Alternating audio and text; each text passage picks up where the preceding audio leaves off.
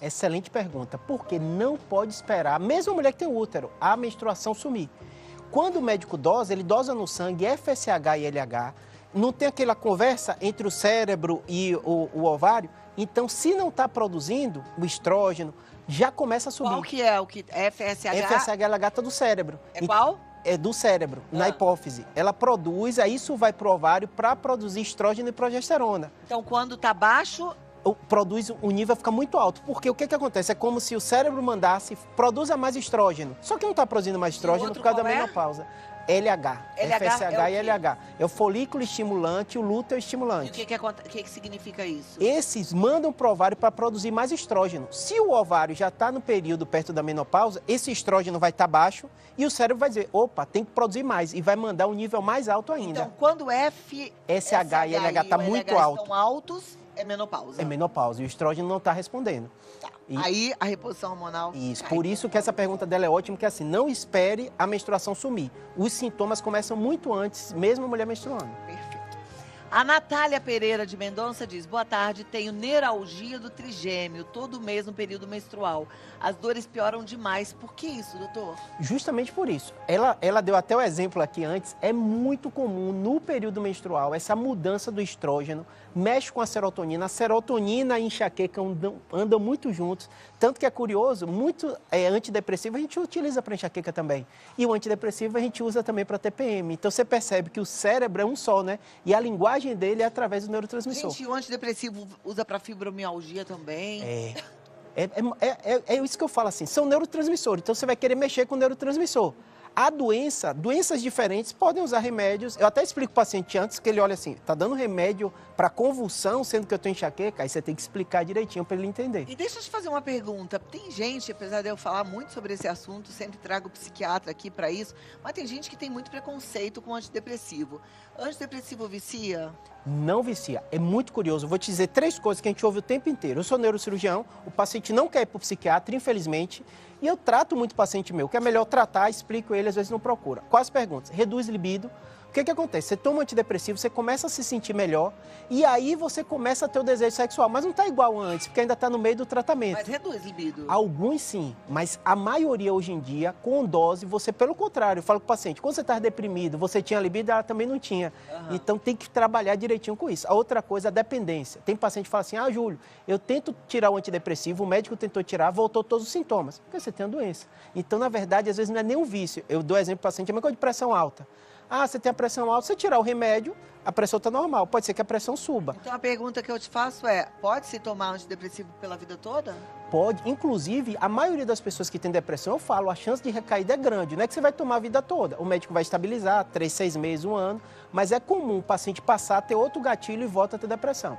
Depressão e ansiedade são doenças crônicas. A maioria das pessoas vão aprender a conviver. Não é que vai tomar remédio a vida toda, mas ela vai ter crises, vai ter fases que vai precisar. Antidepressivo engorda?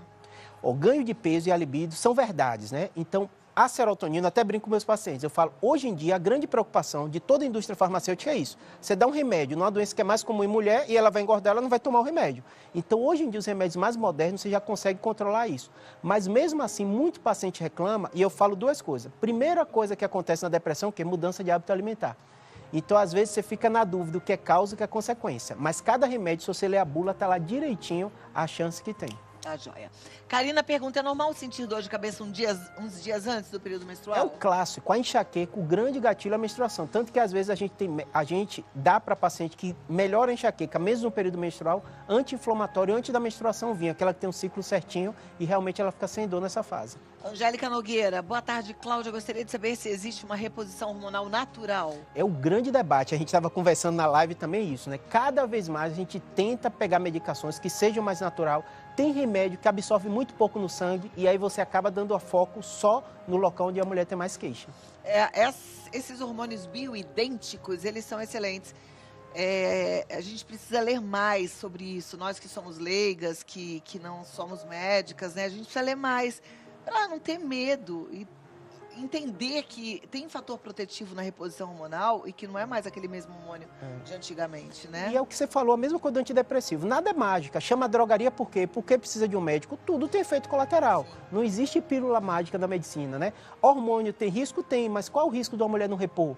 Então, essa balança que é sempre difícil de decidir.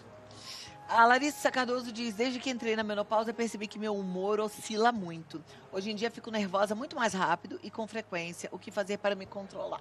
Primeiro, ver mesmo se é menopausa, né? Conversar com seu médico, ver a dose e debater essa questão. Tem essa janela, quanto antes a mulher começa a tratar a menopausa, melhor. Se for só coisa hormonal e for só do humor, o médico pode dar um remédio que estabiliza o humor.